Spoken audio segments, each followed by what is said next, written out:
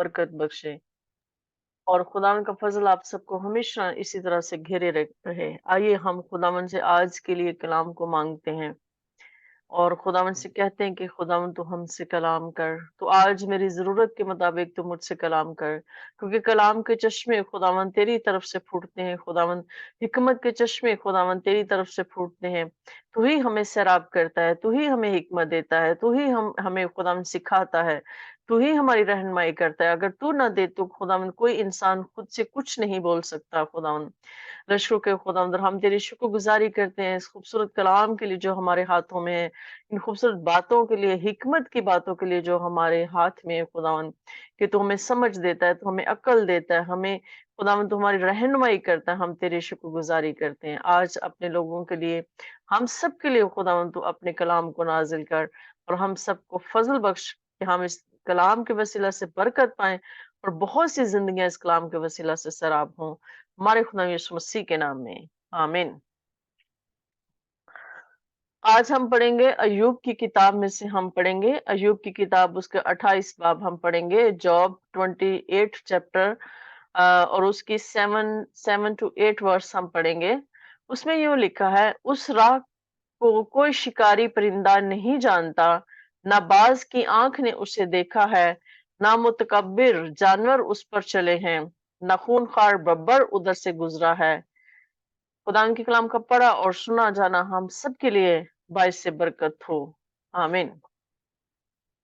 یہاں پر ہم یہ دیکھتے ہیں کہ اور ایوب کی زندگی کے بارے میں ہم سب جانتے ہیں کہ وہ خدا کے حضوری میں، خدا کی نظر میں کتنا راست باز شخص ہے، اور اس پر کیا کیا مصیبت آئی، اور خدا نے جو ہے اس کی جان کو کیسے جو ہے وہ محفوظ رکھا۔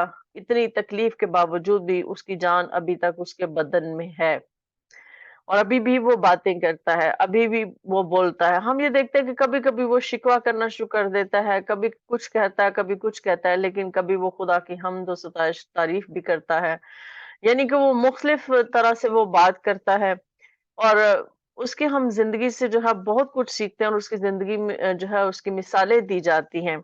تو اگر ہم اس کے 27 باب میں شروع کریں تو اس میں وہ یہ لکھا ہے کہ وہ کہتا ہے، اور ایوب نے پھر اپنی مثل شروع کی اور کہنے لگا، زندہ خدا کی قسم جس نے میرا حق چھین لیا، اور قادر مطلق کی سوگند جس نے میری جان کو دکھ دیا ہے، کیونکہ میری جان مجھ میں اب تک سالم ہے، اور خدا کا دم میرے نتنوں میں ہے۔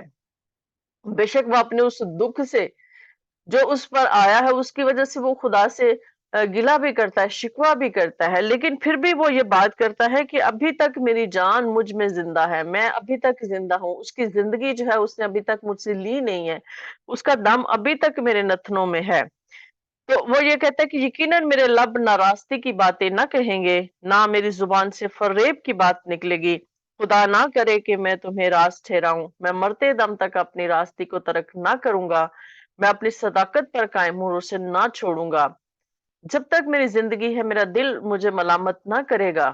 یہاں پر ہم یہ دیکھتے ہیں وہ یہ بات کرتا ہے، وہ اپنے دوستوں سے کہتا ہے کہ میں تمہیں کبھی بھی ٹھیک نہیں کہوں گا کہ تم ٹھیک کہہ رہے ہو، لیکن وہ یہ کہہ رہا ہے کہ میں کبھی بھی ناراستی کی کوئی بات میرے منہ پر نہیں آئے گی، اور نہ ہی کوئی فریب کی بات میرے منہ سے جو ہے وہ نکلے۔ اور وہ یہ بات کرتا ہے کہ جو جس سچائی کے راستے پر میں چل رہا تھا، شروع سے چل رہا تھا اور ابھی بھی ہوں، میں اسی پر قائم رہوں گا، میں اس کو کبھی بھی نہیں چھوڑوں گا۔ بے شک میں اس دکھ میں سے گزر رہا ہوں، اس تکلیف میں سے گزر رہا ہوں، لیکن میرے لیے خدا کی اتنی مہربانی ہے کہ اس نے مجھے ابھی تک زندہ رکھا ہوا ہے، میں زندوں کی زمین پر ہوں۔ اور ہم سب یہ جانتے ہیں کہ ہم ایک محاورہ لوگ بولتے ہیں کہ جب تک سانس تب تک آس۔ ہم یہ دیکھتے ہیں کہ جب تک انسان کی سانس اس کے بدن میں ہے، اس کی زندگی ہے، تب تک ہمیں آس ہوتی ہے، ہمیں آگے بڑھنے کی بھی آس ہوتی ہے، ہمیں ٹھیک ہونے کی بھی آس ہوتی ہے، ہمیں شفا ملنے کی بھی آس ہوتی ہے، لیکن جب زندگی ختم ہو جاتی ہے تو سب کچھ ختم ہو جاتا ہے۔ اس لیے کہتے ہیں کہ زندگی خدا کا خوبصورت ترین جو ہے تحفہ ہے، ہمیں اس کی قدر کرنی چاہیے، کیونکہ اگر زندگی نہیں ہے تو کچھ بھی نہیں ہے۔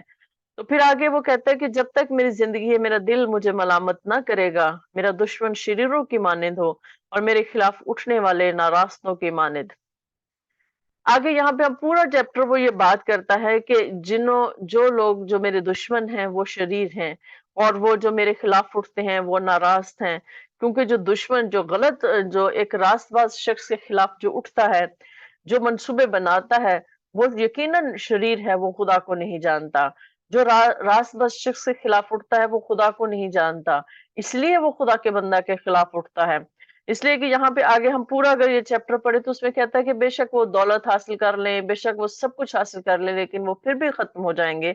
لیکن خدا کا جو بندہ ہے وہ ہمیشہ جو ہے وہ قائم و دائم رہے گا۔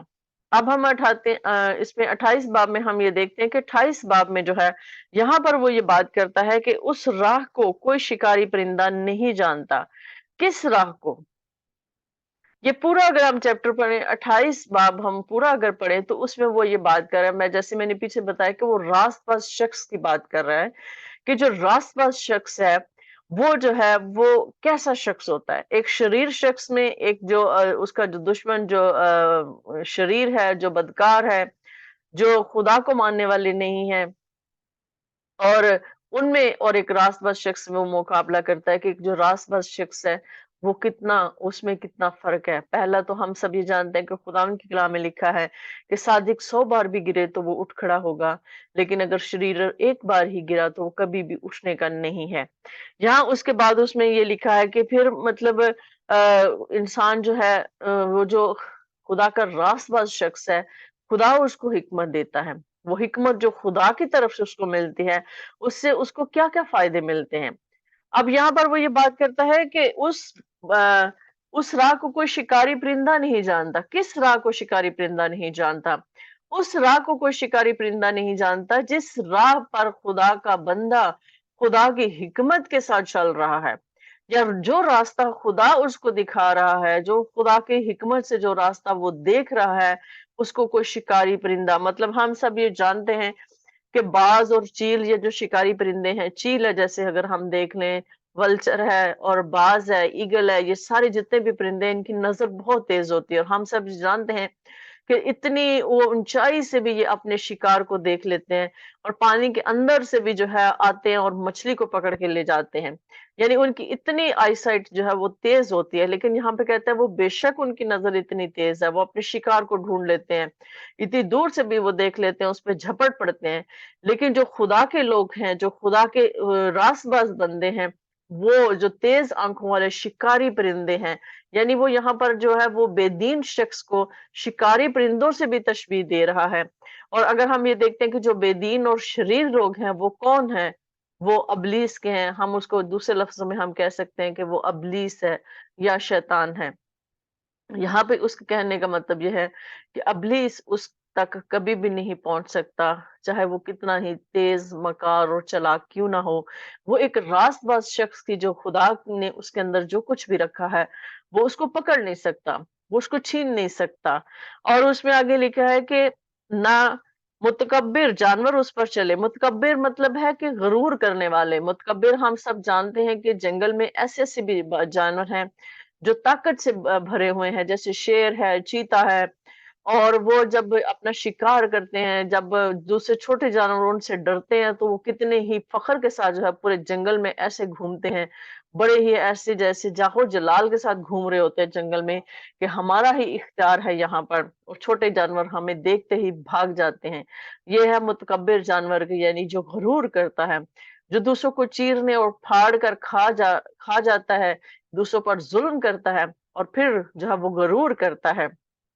تو یہاں پر ہم یہ دیکھتے ہیں کہ وہ کہتا ہے کہ وہ جانور جو غرور کرتے ہیں، ناخون خار ببر ادھر سے گزرا، یعنی جو خدا کے بندہ کی جو راست باز شخص کی جو راہ ہے اس کو وہ جانور بھی نہیں جان سکتے، نہ اپنی طاقت کے ساتھ، نہ اپنی قوت کے ساتھ، نہ اپنے زور کے ساتھ، اور وہ پرندے اپنی تیز نظر کے ساتھ بھی اس کو نہیں جان سکتے۔ اور وہ چکما کی چٹان پر ہاتھ لگاتا ہے، وہ پہاڑوں کو جڑ سے الٹ دیتا ہے، وہ چٹانوں میں سے نالیاں کاٹتا ہے، اس کی آنکھ ہر بیش قیمت چیز کو دیکھ لیتی ہے۔ یہاں پر ہم یہ دیکھتے ہیں کہ وہ کہتا ہے کہ جو خدا کا بندہ ہے، خدا کی حکمت کے ساتھ وہ ہر اس چیز کو دیکھ لیتا ہے جو بیش قیمت ہے، اس کی نظر ہر قیمتی چیز پر ہوتی ہے۔ وہ خدا، ہم سب یہ جانتے ہیں کہ سونا چاندی پیسہ روپیہ یہ انسانوں کا نہیں ہے، یہ خدا کا ہے، خدا اس کا مالک ہے۔ सोना खुदा का है, चांदी खुदा का है, सारी चीजें खुदा की हैं। जब ये सारी चीजें खुदा की हैं, तो मेरे अजीजों, वो सब चीजें खुदा से मोहब्बत रखने वालों के लिए हैं। खुदा के कलाम में क्या लिखा है कि खुदा ने सारी चीजें जो हैं अपने मोहब्बत रखने वालों के लिए रख दी। तो क्या ये चीजें हैं? ये सारी ब्लेसिंग्स हैं, ये सारी बरकत हैं जो उसके रास्तबाज बंदों के लिए।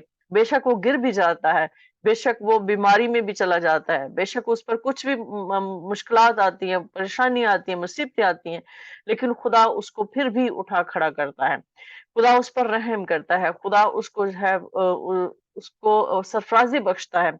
लेकिन शरीर जब गिरता है, तो वो फिर उठने का नहीं है। हम हमारे सामने अय्यूब की मिसाल जो है, इसकी इससे अच्छी और कोई मिसाल नहीं है कि किस तरह से वो तकलीफ में गुजरा, और फिर जब वो खुदा की तरफ रजू लाता है अपनी उन सारी बातों के लिए। हम इंसान होते हुए चाहे जितना मर्जी हम अच्छा बोलने की कोशिश करें, लेकिन हम फिर भी कहीं ना कहीं खता कर जाते हैं। और फिर उसने अपनी खताओं की फिर खुदा से माफी मांगी, और हम ये देखते हैं कि खुदा ने उसको कितनी दोबारा से दोबारा बहाल करके खुदा ने उसको औलाद भी दी, और खुदा ने उसको पहले से ज्यादा बरकत दी। अगर हम इसमें इसके आखिरी चैप्टर में देख लें, तो उसमें क्या लिखा है कि खुदा ने उसको फिर कैसी बरकत दी, इसको जरा हम देख लेते हैं।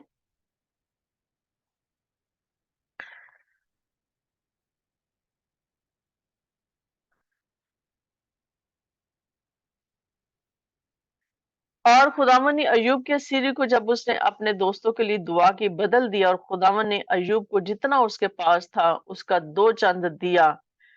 तब उसके भाई और सब बहनें उसके सब अगले जान पहचान उसके पास आए, और उसके घर में उसके साथ खाना खाया और उस पर नोहा किया, और उन सब बलाओं के बारे में जो खुदावन ने उस पर नाजिल की थी उसे तसल्ली दी। और हम यहाँ पे देखते हैं कि हर शख्स ने उसे एक सिक्का भी दिया, और हर एक ने उसको सोने की बाली दी। यूं खुदावन ने अय्यूब के आखिरी अय्याम में इब्तदा की निस्बत ज्यादा बरकत बख्शी, और उसके पास 14,000 भेड़ बकरियां और 6,000 ऊंट और 1,000 जोड़ी बैल और 1,000 गद्दियां हो गई। उसके साथ बेटे और 3 बेटियां भी हुई, और उसने पहली का नाम यमीमा और दूसरी का नाम कसिया और तीसरी का नाम करन पक रखा। और सारी जमीन में ऐसी औरतें कहीं न थीं जो अय्यूब की बेटियों की तरह खूबसूरत हों। यहाँ पर हम ये देखते हैं कि खुदा ने उसको दोबारा से औलाद भी दी, खुदा ने उसको बरकत पहले से ज्यादा बरकत दी, दो चंद उसको बरकत दी, क्योंकि वो खुदा के साथ फिर भी वफादारी से चलता रहा। वो फिर भी खुदा के साथ वफादार रहा। उसने जैसे कि कहा कि खुदावन तूने दिया तूने लिया, तेरा ही नाम मुबारक हो। जब हम अपने दुख में, अपने गम में, अपनी तकलीफ में जो है हम परेशान होते हैं, तो खुदावंद को जब हम इज्जत और जलाल देते हैं, तो खुदावंद हमें सरफराजी बख्शता है। मेरे अजीजों, अगर हमारे किसी अजीज की मौत भी हो जाती है, हम अभी ये पहले थोड़ी देर पहले बात कर रहे थे कि राधा के भाई की डेथ हो गई, उसके हस्बैंड की डेथ हो गई, अब दूसरा भाई उसका बीमार है। जैसे हम देवंश की बात कर रहे हैं कि उनके दोनों बच्चे जो हैं वो उनकी डेथ हो चुकी है। तो मेरे अजीजों, बाजुकात हमारे अजीजों की मौत भी हमारे लिए जो है खुदा की जो है वो जलाल का बाइस बनती है, हमारे लिए भलाई उसमें से पैदा करती है। अगर हमारा कोई नुकसान होता है पैसों से या किसी तरह से, उसमें भी खुदा हमारे लिए भलाई पैदा करता है। इसलिए कि हम खुदा के लोग हैं, हमें हमेशा ये बात याद रखने की जरूरत है। हमें इस चीज को नहीं भूलना कि हम खुदा के लोग हैं। जब हम इस पर कायम रहते हैं कि मैं खुदा का हूँ, मेरे लिए इतना ही काफी है, मेरे लिए तेरा फजल ही काफी है। इसीलिए ये बात कही जाती है कि मेरे लिए तेरा फजल ही काफी है। जब खुदा का फजल हमारे साथ है, तो ये सारी चीजें तो खुदा की हैं, उसके इख्तियार में है, औलाद देना भी उसके इख्तियार में है। वो बुढ़ापे में भी औलाद पैदा कर सकता है। वो जैसे कि उसने इब्राहिम को बुढ़ापे में औलाद दी। हमारे सामने बड़ी बड़ी मिसालें हैं बाइबल में से कि उसने कितने कितने जो बूढ़े इंसान थे उनको खुदा ने औलाद दी। खुदा औलाद भी पैदा करने की कुदरत रखता है। सोना चांदी हर चीज खुदा के कंट्रोल में है, वो भी हमें देने की कुदरत रखता है, चाहे वो किसी भी जरिए से दे, किसी भी वसीले से हमें दे। हम सब ये भी जानते हैं कि खुदा ने जब बनी इसराइल वहां से निकले थे, तो मिस्रियों ने उनको अपने सोने चांदी की सारी चीजें खुदा ने उनसे कहा था उनसे ले लेना। तो खुदा ने मिस्रियों के दिलों में उनके लिए इतना खौफ पैदा किया कि खुद उन्होंने सब कुछ अपना दे दिया था उनको इसराइलियों को। देखें खुदा ने कैसे उनके लिए इंतजाम किया, क्योंकि खुदा को पता था कि इन्होंने इतने साल रहना है वहां पर। تو میرے عزیزوں، اس لیے ہمیں پریشان ہونے کی ضرورت نہیں ہے، ہمیں صرف بات یاد رکھنے کی ضرورت ہے کہ ہمیں اپنی راستے کو نہیں چھوڑنا، ہمیں اپنی راستے پر قائم رہنا ہے، کیونکہ جب ہم خدا کی راستے میں ہیں تو ابلیس ہم تک نہیں پہنچ پاتا، نہ ہماری زندگی پر وہ اختیار رکھتا ہے، نہ ہماری کسی چیز پر وہ اختیار رکھتا ہے، نہ ہماری اولاد پر۔